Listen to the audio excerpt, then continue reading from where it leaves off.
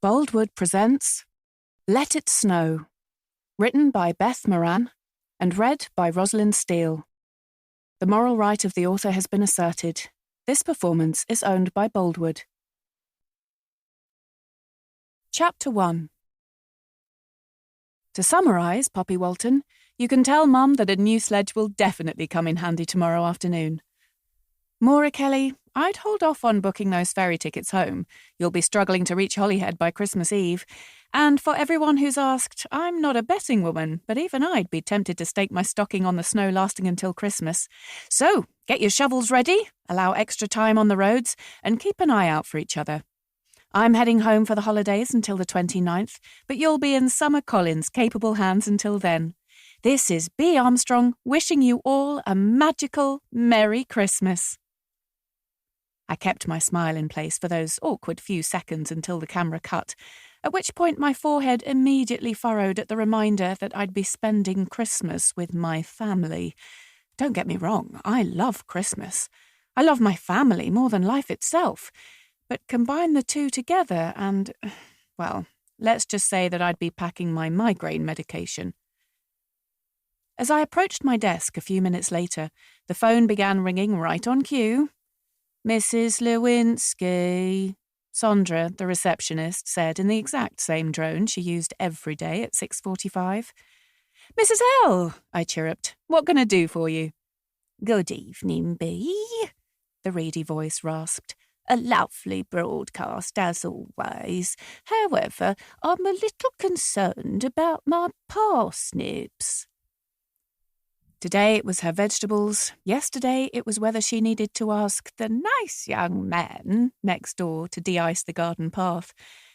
Mrs. Lewinsky phoned the television studio most days at 6:45 on the dot and asked for her own personal weather report. I was happy to give it to her, not just because part of my presenting style included answering individual questions from the viewers at the end of each broadcast, or because I knew I might well have been the only person she'd spoken to all day, but also because the weather was quite simply my obsession, and I would willingly talk about it in great detail to anyone who'd listen. As soon as I'd ended the call, another one came through. Walter Pirbright. You got it wrong again.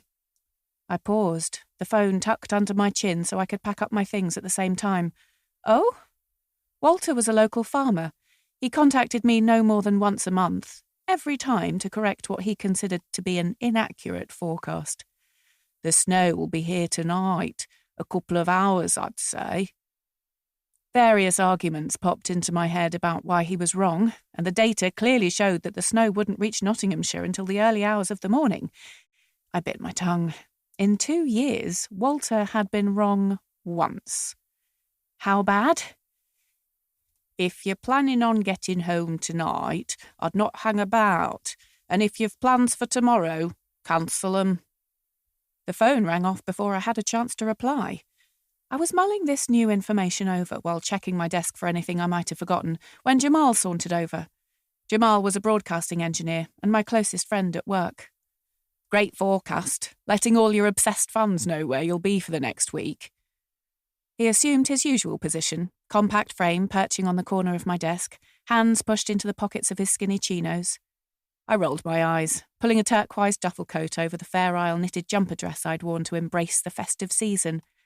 Telling viewers that I'm going home is not quite handing out my address. It's not hard to find out where your parents live.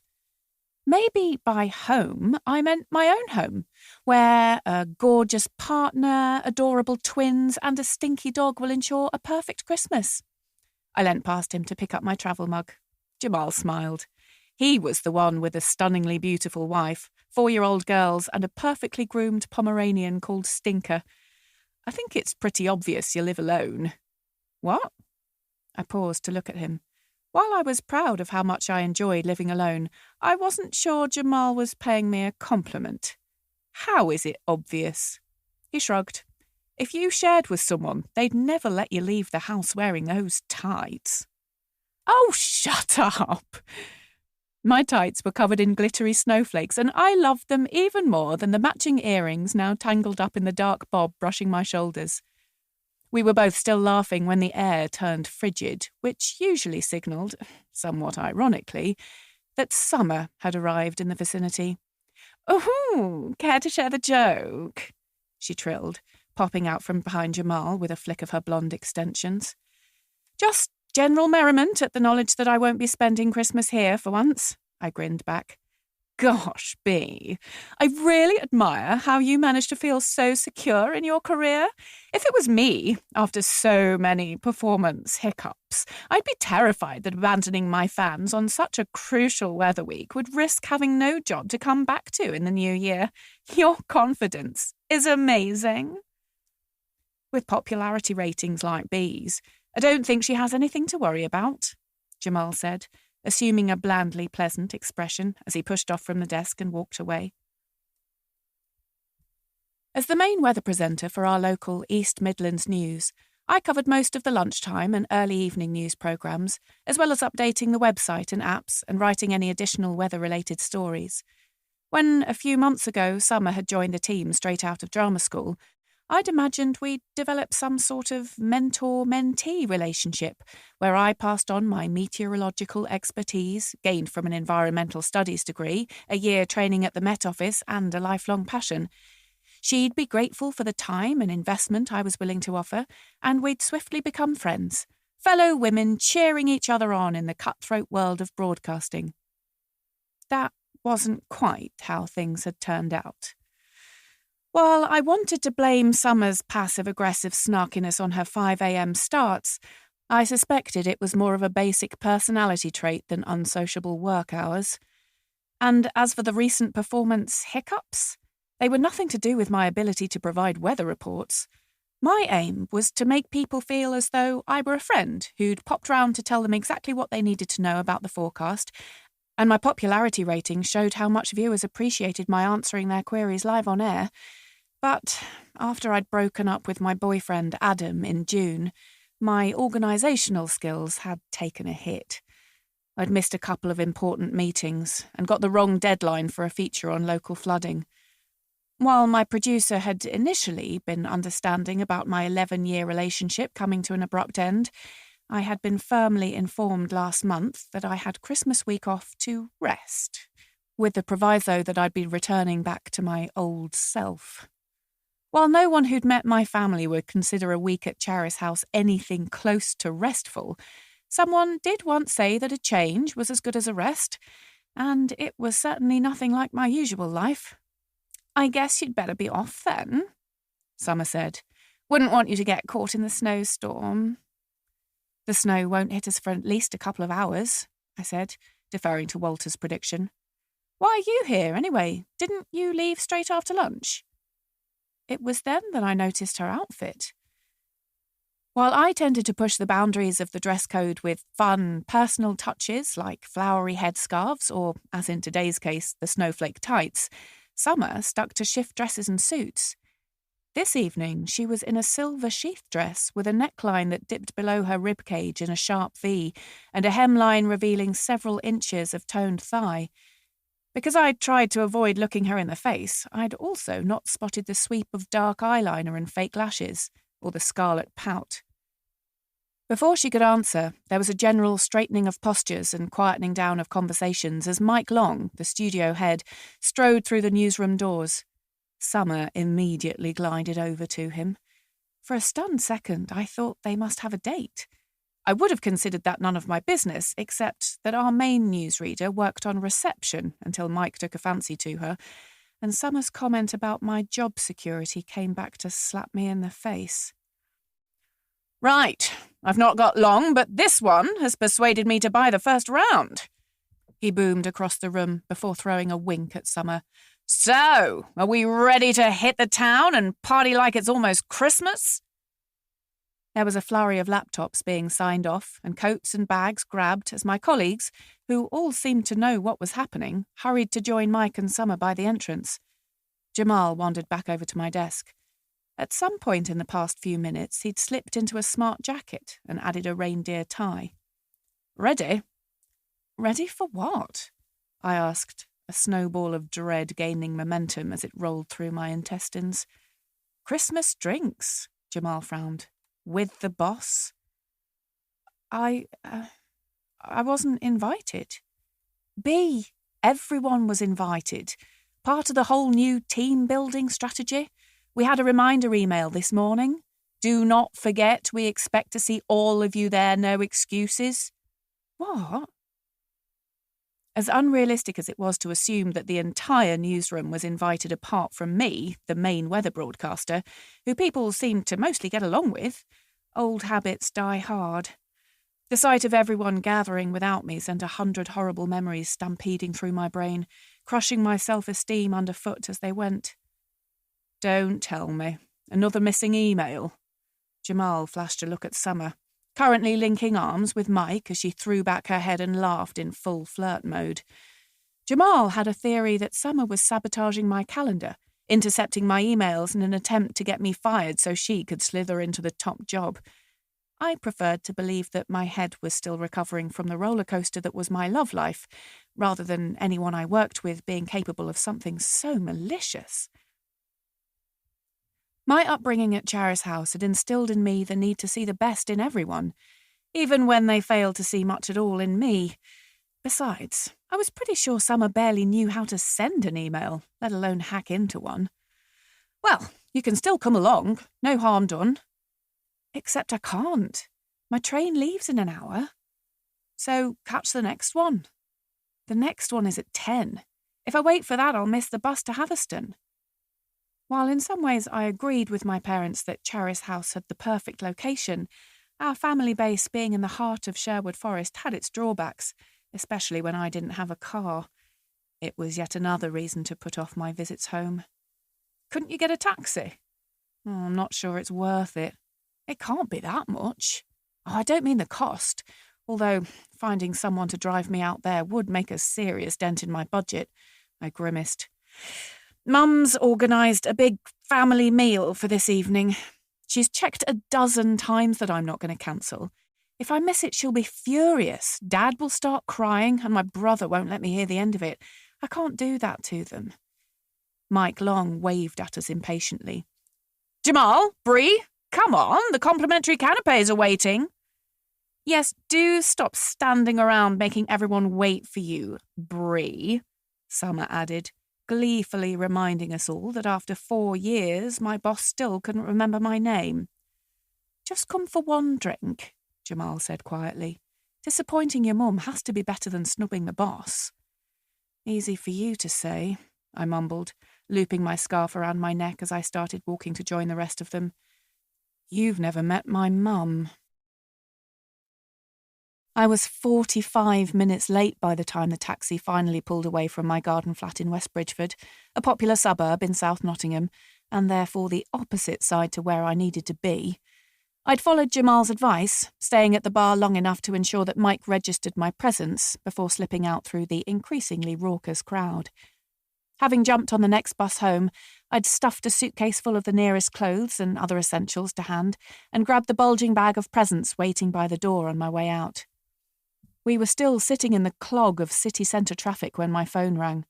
Beatrice, where are you? I'm sorry, we had a thing at work that I needed to stay for, so I missed the train. A sharp intake of breath. Don't worry, I'm in a taxi, I'm on my way, I'll be there in about... I did some mental calculations, winced internally and adjusted them to prevent a mum meltdown. Half an hour? Well, I hope you've had time to get changed. You know this is a special evening. I did request that you look nice.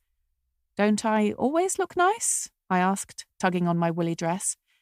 Well, yes, but we are entertaining guests, so I want everyone to look their best. I'd hardly call Jed, Mia and the kids guests. It's your first Christmas home in years. Mum, my home is in Nottingham, and there hasn't been a single Christmas I didn't see you. Dropping in for an hour on Boxing Day hardly counts. She paused, no doubt to crank up the guiltometer. I just don't want you to feel out of place or underdressed. If only you'd decided that 20 years ago.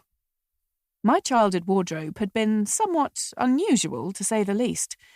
I would describe it as homemade, but it was worse than that. Charis House was an alternative provision school.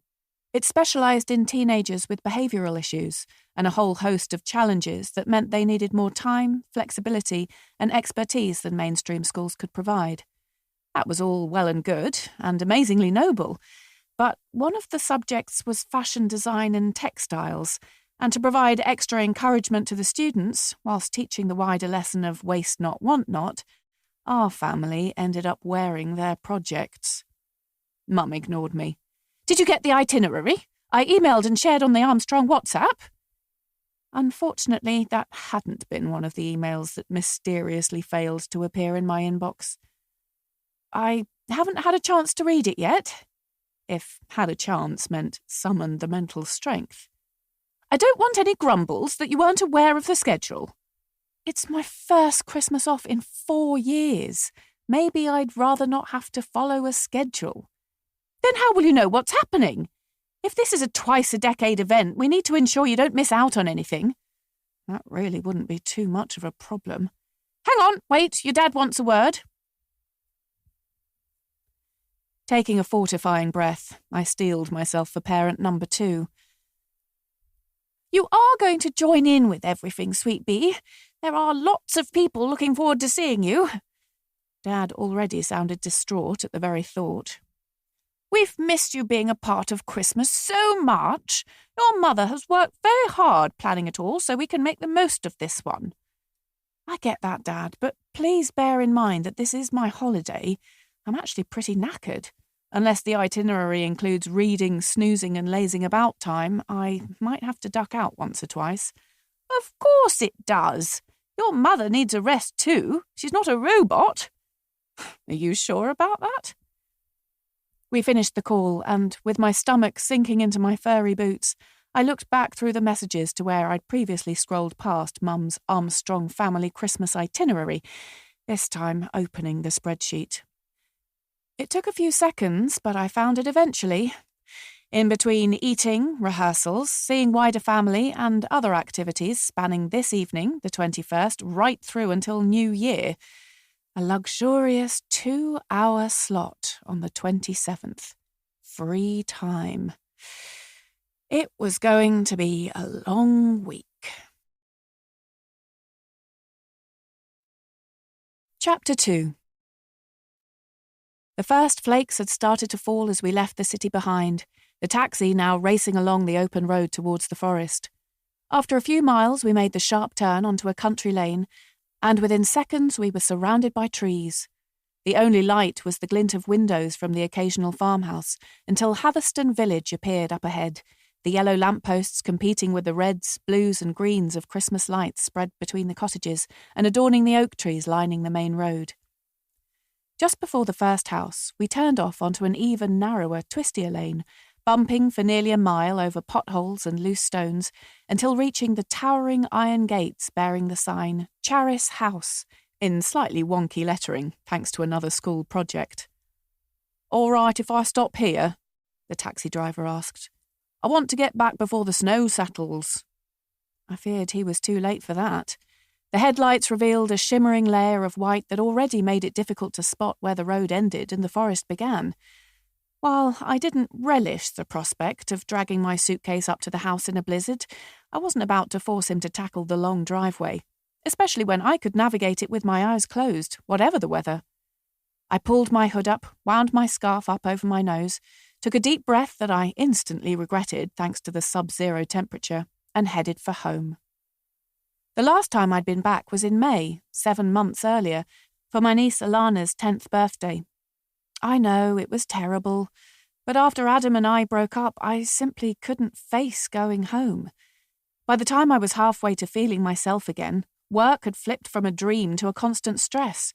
In the past few weeks, I'd forfeited most of my days off as I tried to find my feet again. In between that, I'd been applying to other weather forecasting roles, wondering if a completely new start was the answer. I trudged past the main house, keeping my eyes firmly on the ground in front of me. A large white building that had once boasted 12 bedrooms and a ballroom, it had been my mum's family home since 1842, and became a school after she'd inherited it on her 30th birthday. It had been where I'd met Adam, where we'd flirted and fallen in love, and stolen our first forbidden kiss. In amongst the thousands of memories swirling alongside the snowflakes was the bittersweet pang of teenage passion that held so much hope, only to end up crushed so many years later. Continuing on past the workshop and the vegetable gardens, I automatically diverted from the path that led around to my parents' front door, instead leaving a trail of footprints as I cut across the sports pitch to the high hedge that separated the coach house from the rest of the school. Typing in the security code that opened the wooden gate, I gave it the little shove to the right that enabled it to skim over a wonky paving slab no one ever bothered to fix, and slipped through. Immediately, the back of the house lit up in a blaze of light, accompanied by the anti-burglar alarm that was my parents' 2 black Labradors. Their frenzied barks were always intended to welcome any visitors rather than scare them away. Wow. Mum had not been exaggerating when she'd said that she'd made an effort. The 6 trees that proudly lined the 2 sides of the garden stretching towards the house were covered in icicle-shaped lights, underneath one of which stood the statue of a doe and her fawn. Beside me, in the furthest corner from the house, the fir tree that stood 15 feet high was decked out in more finery than most indoor counterparts, with lights, shiny ornaments, and dozens of silver bows drooping under half an inch of snow. The footpath leading from the gate to the back door was marked with lanterns, and the door itself displayed a giant wreath in the shape of a star. The patio was dotted with pots of evergreen bushes covered in more tiny lights, and while on any other day it might have looked overdone, with the snow falling, it was enchanting. The back door flung open as I approached, the dogs rushing out only to skid to a stop 2 feet away and offer me a paw. Mum and Dad always had dogs as emotional support animals for the school, so while they might bark if someone came to the house, they were unfailingly polite in person. These 2 were officially called Dumbledog and Kardashian, as decided via student vote. Thankfully, they had soon been shortened to Dumble and Dash. "Hello there," I gave them the fuss they deserved, before letting them bound off to enjoy the snow. Turning back to the house, I was unsurprised to see Mum standing on the doorstep flapping a tea towel. "Come on then, we've delayed things long enough thanks to your work thing. Nana Joy is almost asleep at the table." She softened her scolding with a brusque hug and practically pushed me into the kitchen. "Oh dear, you are a mess. Were you planning on changing when you got here? There's a hairdryer in your room if you want to take 15 minutes to sort yourself out." "I thought I'd delayed things long enough," I asked, flipping back my hood so that a clump of snow plopped onto the tiled floor. She glanced up and down, face scrunched in dismay. "I think we can make the sacrifice." "Is she here?" Dad's voice drifted through from the hallway, his head appearing a second later. "Sweet Bea!"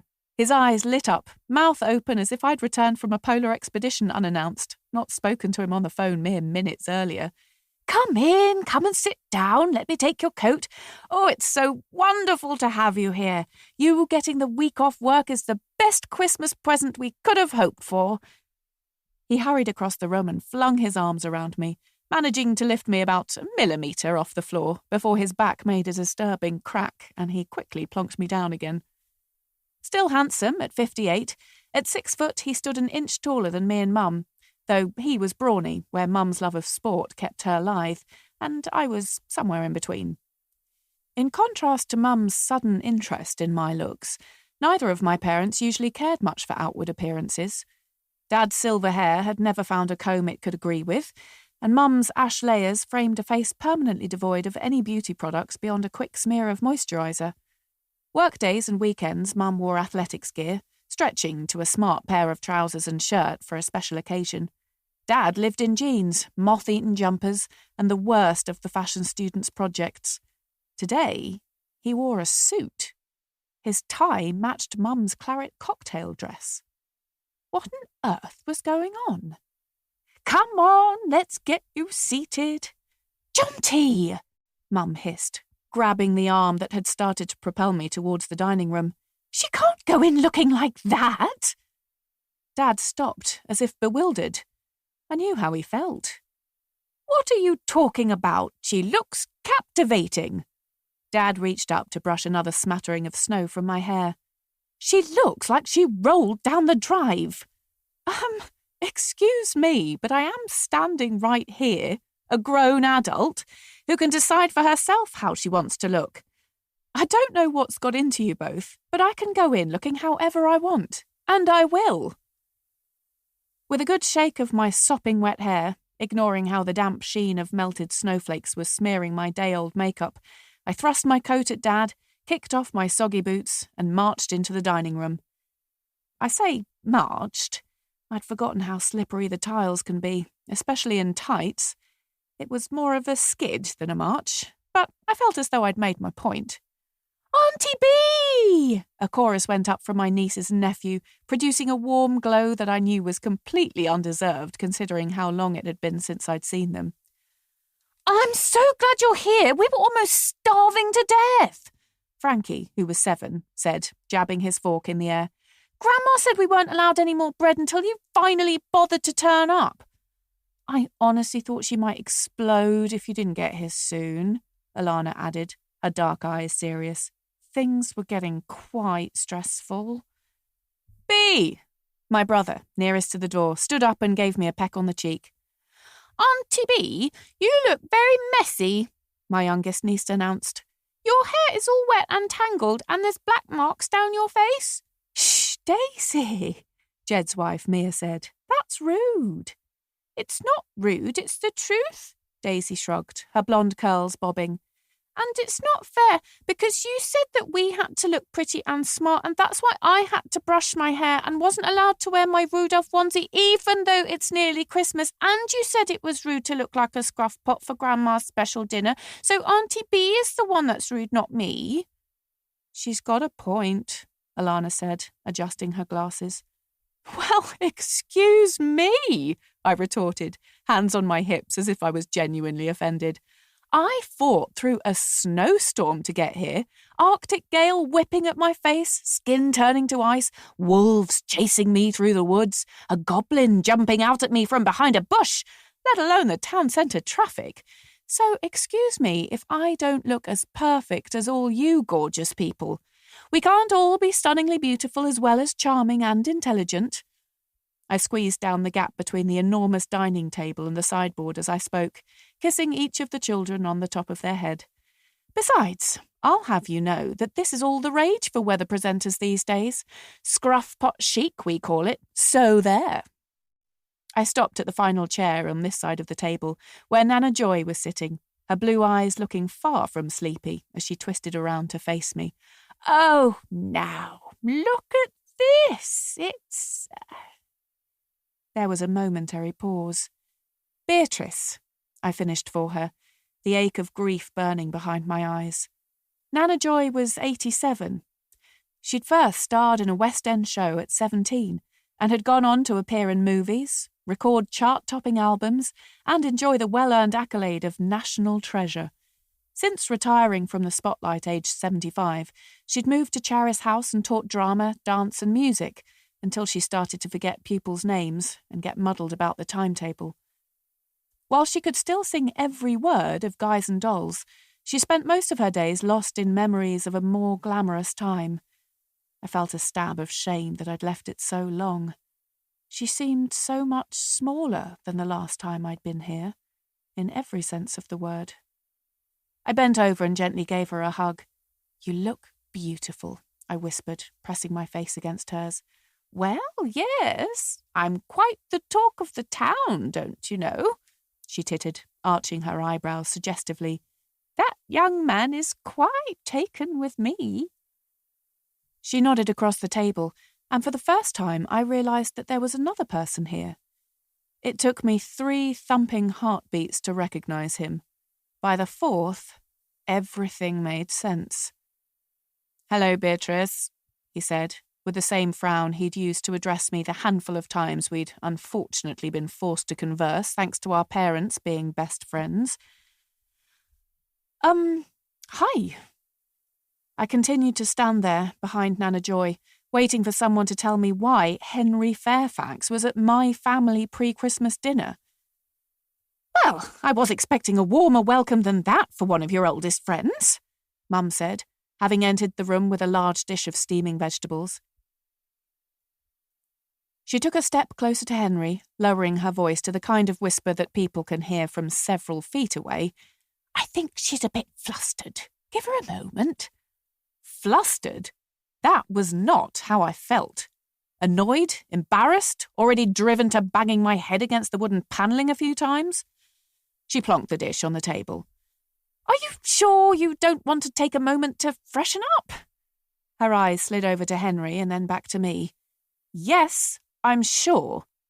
I reiterated my point by moving around Dad's place at the end, past Henry to where a crayoned place card indicated my seat.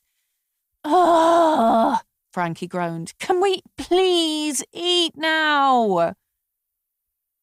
The obvious thing to do would have been to offer Henry a few polite pleasantries, then become fully engrossed in conversation with the person sitting on the other side of me.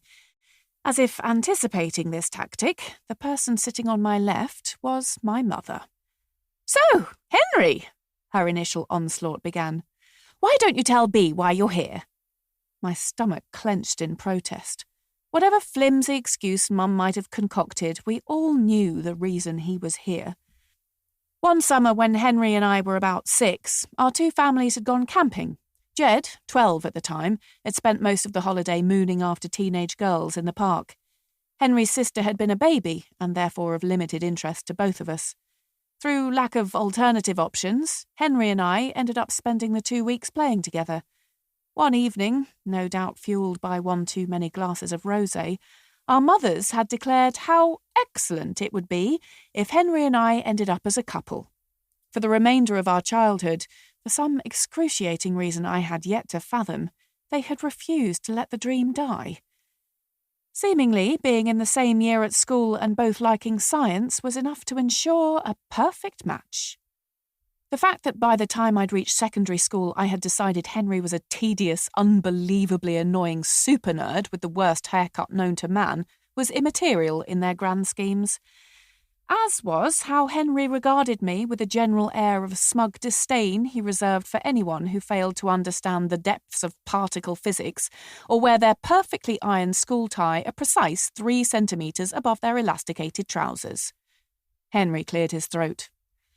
"I'm starting as a science teacher here next term. Mum and Dad are visiting Polly in Singapore, so your parents kindly invited me to join them for Christmas." "Henry will be moving into the stable apartment," Mum said. "It needs a fresh coat of paint, so he's staying with us until the decorators are finished." She paused, eyes gleaming. "He's in the spare room." "Right." "So, how's things with you?" Henry asked, and when I turned to face him he was almost smiling. "Have you still got the garden flat in West Bridgeford?" I hadn't seen Henry in years, but thanks to the parental gossip line, he probably knew everything about me, including my latest breakup with Adam. I'd had to sit through enough of Mum's ramblings about Henry's amazingly successful career and how he was inexplicably still single. "Yes, I really like it there, and it's so convenient for work." "Ah, yes. You're doing the main news now." Henry stopped, his eyes darting anywhere but at me. "Mum told me, of course." "Of course." I probably should have asked him a question back, out of Christmassy politeness, but I was home for the first time in months, and I wasn't about to spend it making monotonous chit-chat with a possible cyborg when I could be having fun with my family, who I actually liked. I leant towards Alana and asked her about the new play she was starring in at her drama school, ignoring Mum's irritation as her well-thought-out plan began to shrivel. It was harder than it should have been to ignore the man sitting next to me, however. Henry still seemed a bit odd, and still wore a perfectly knotted brown tie over a beige shirt that looked as stiff as his shoulders, but there was a reason it had taken me a moment to recognise him. "You look different," I blurted, after the kids had got distracted with a debate about who got to sleep on which identical inflatable mattress. He paused, a fork bearing a cube of carrot hovering in mid-air. "It's my hair." It was partly his hair, which, instead of resembling a Lego helmet, had now been cut much shorter at the sides than the top.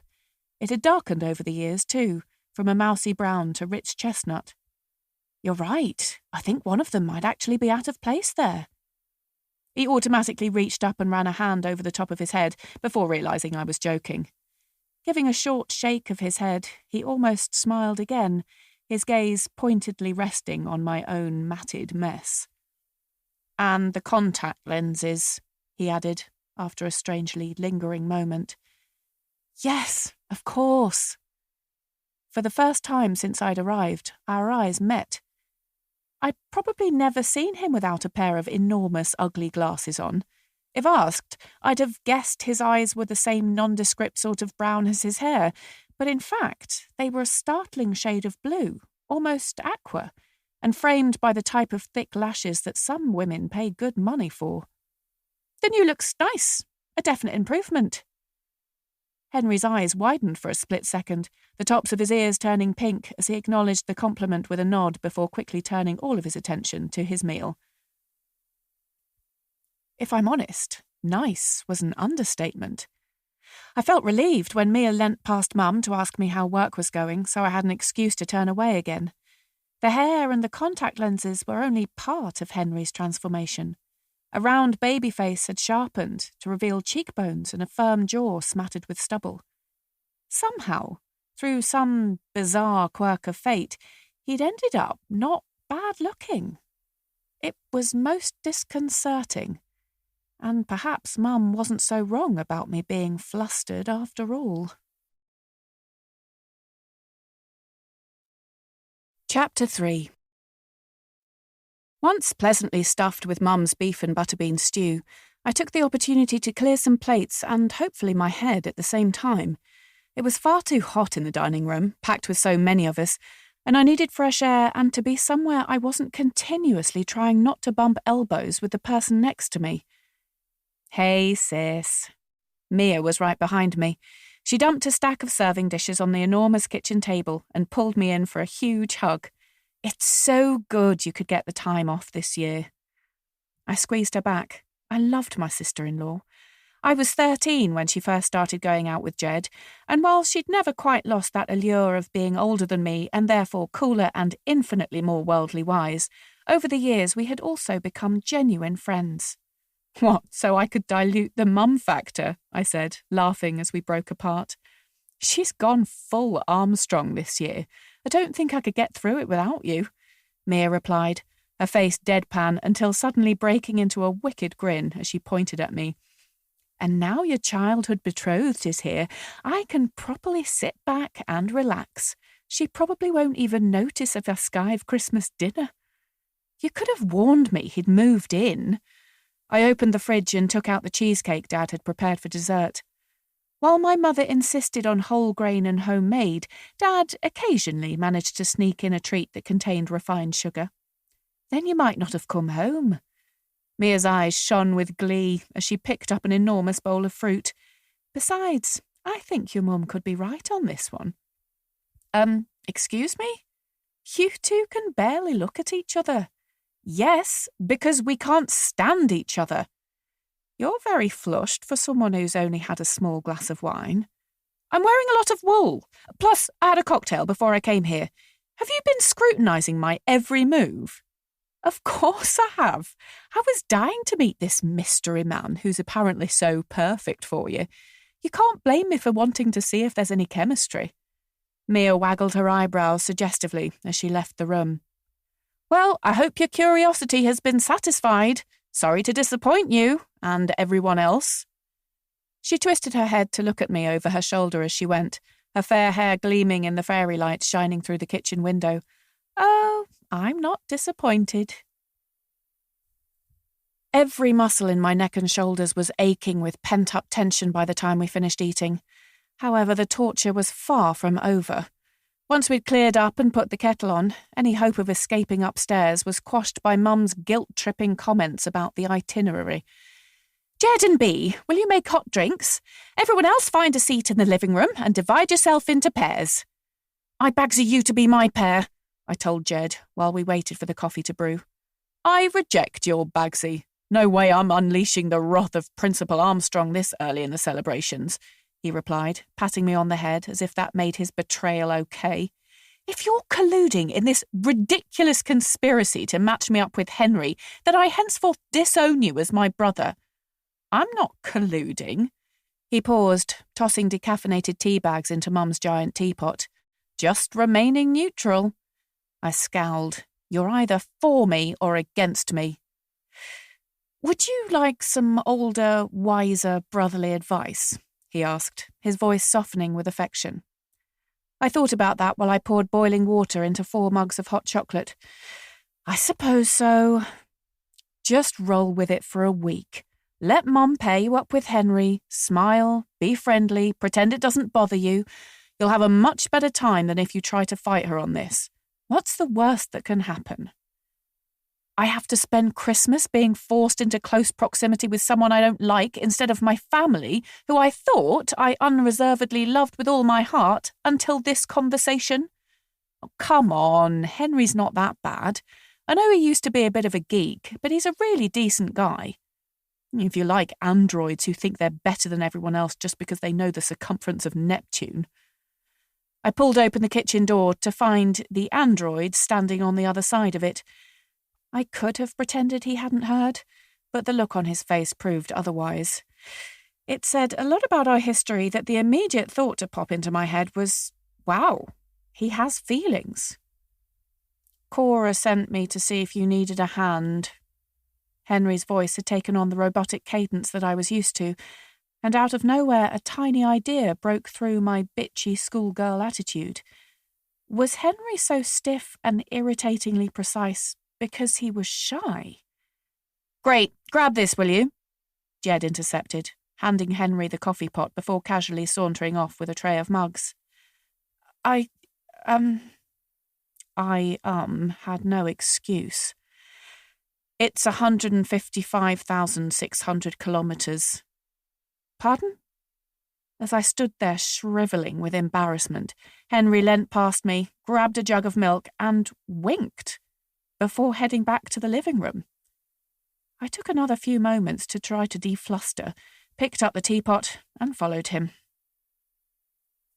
Right, this is the deciding round, Dad said, doing his best imitation of a quiz show host.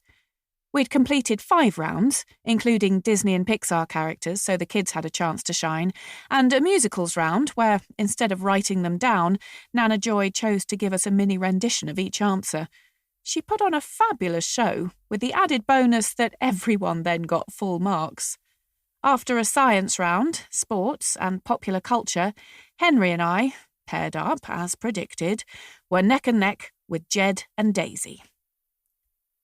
Feeling confident, Henry muttered, sitting beside me on one of the giant sofas, the knuckles of his clasped hands glowing white. Of course. My eyes narrowed as I sized up the competition. In 20-odd years of Armstrong Christmas quizzes, the best I'd achieved was 2nd place. I can't wait to wipe the smug smile off Jed's face.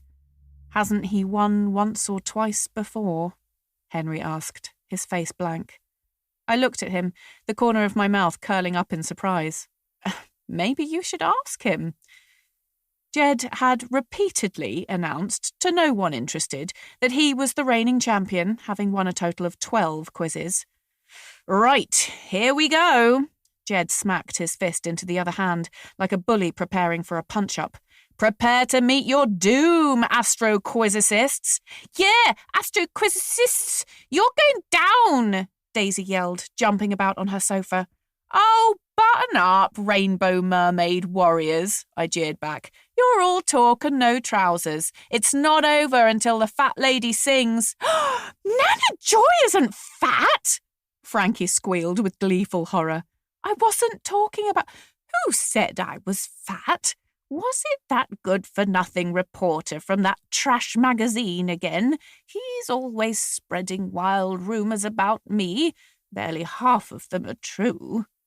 I have got trousers, but Mummy said I had to wear a pretty dress. I told you this already, Auntie Bea. Can we please get on with it? I've got tons of lines to learn before the show. Quiet, Mum barked. Once she'd given us all her best headmistress glare, she nodded to Dad to proceed. This vital round is on dinosaurs, chipmunks. Chipmunks? Daisy, you're so strange. You know nothing about chipmunks. Alana rolled her eyes. I know lots about them. Mummy, Alana said I don't know nothing about chipmunks, but I do. I know that they live in America and live under the ground and eat nuts, berries, insects, frogs, and... Hey, if you aren't quiet, we won't get to hear what the topic is, Mia intervened. Well, then Alana shouldn't have said that I don't... Sorry, Mummy. It's on an even better topic than dinosaurs or chipmunks. The Armstrong family, Dad announced with a flourish. Not fair, Alana grumbled. I've only been in the family for 10 years. Well, it's a good job you're on my team then, Mum said, patting her quiz partner's hand. What about Henry? Frankie said. He's not even in the family, so Auntie Bea will have to answer all those questions. Oh, I don't know about that, Mum smirked. Let's wait and see. Right, question 1. By the end of 9 questions, we were still matching Jed and Daisy point for point. Last question, Dad announced. This has to be about you, Henry said, leaning closer so that our competitors couldn't hear. We've had a question on everyone else. It's a slam dunk, surely. We all leant forwards eagerly. What song did Beatrice Armstrong perform in the Charis House Christmas Spectacular 10 years ago today? I'll give you a hint. No! I shouted. No hints! You didn't give us a hint for Daisy or Jed's question. Challenge the quizmaster again, and he will automatically deduct you a point. Dad peered at me over the top of his reading glasses. I kept quiet. On second thoughts, never mind Jed, I could do with a hint.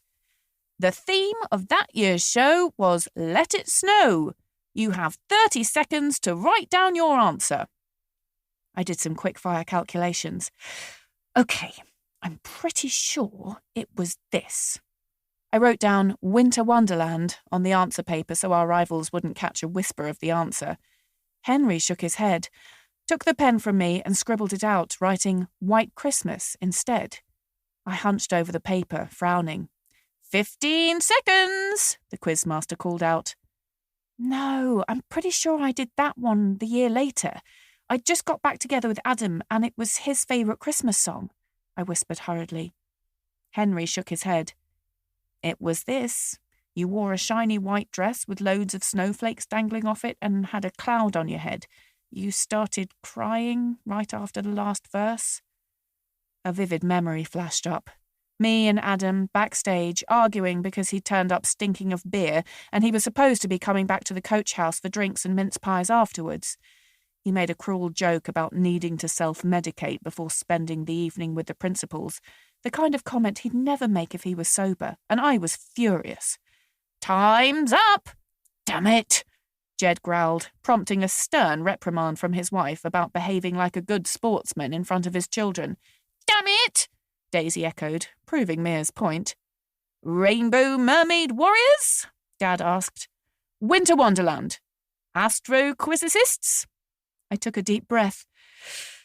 White Christmas. The tension in the room was thicker than the snowstorm whirling outside the window. The answer is... Please, please, please, please, Daisy muttered, eyes closed and hands clasped as if she was praying. I felt a pang of regret that I might be about to crush her hopes. Then I saw my brother glaring at me across the room, and the regret morphed into cutthroat ambition. Mother, if you would be so kind. Nana Joy pressed one hand against her chest, raised the other aloft, took a deep breath, and sang the opening line. Yes!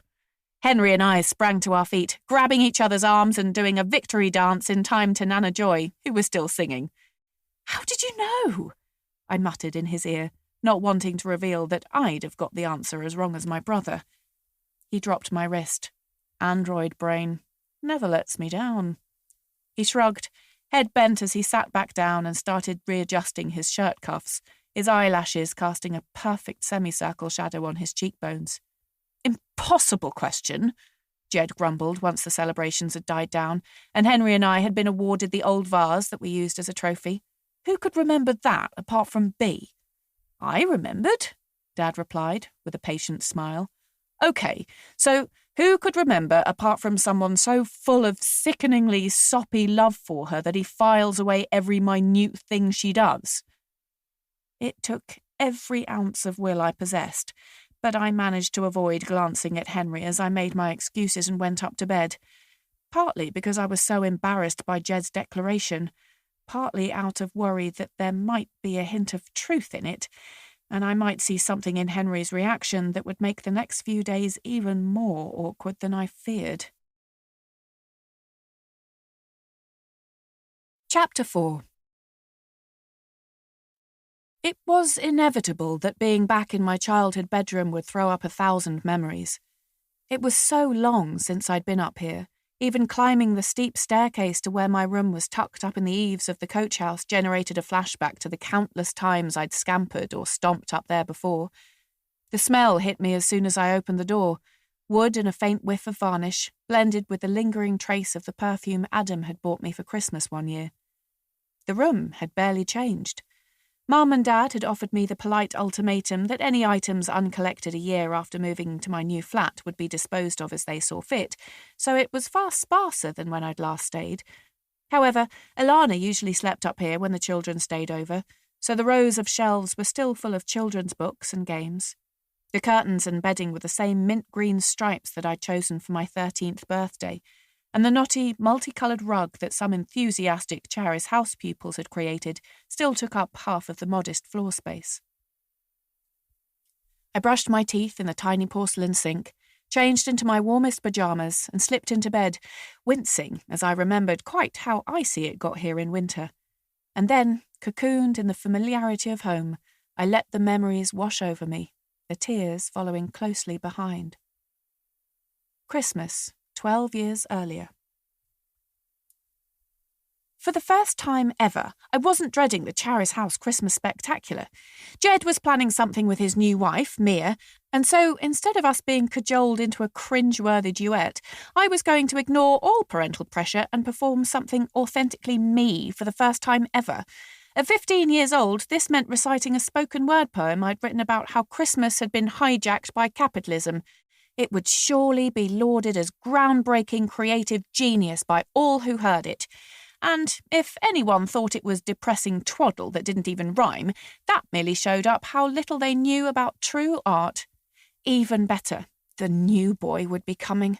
He'd agreed to play lead guitar in the school band, and I couldn't wait to have a legitimate reason to stare at him for a full 3 minutes.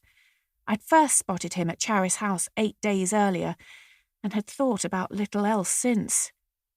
He'd been chopping wood outside the workshop, one of the activities Dad used to help pupils channel aggression, and despite the temperature being close to freezing, he'd removed his jacket and jumper and revealed a non-regulation sleeveless top that showcased his flexing muscles with every stroke of the axe. While I'd had a chance to observe him as I approached, lumbering slightly from the weight of a giant cake tin, once I got closer I instinctively dropped my eyes, focusing on the path ahead. "Hey!" I took another few tentative steps. Surely he wasn't talking to me. "Hey! Girl with the massive tin!" he called again, and I was compelled to stop and swivel around to where he now stood, leaning on the axe with one hand, sweeping sandy, chin-length hair off his face with the other. My heart scrabbled about in my chest like the dogs when they heard the postman approaching. I was several meters away, but even from this distance his gaze was piercing, sending electricity crackling through my nervous system. He was the most beautiful person I'd ever seen, like an angel. Yet something in his stance, the glint in his eyes, the crooked smile, gave the warning that he was far from holy. "Are you going to come over and say hello then?" he asked, his voice carrying a hint of gravel that made my breath stutter.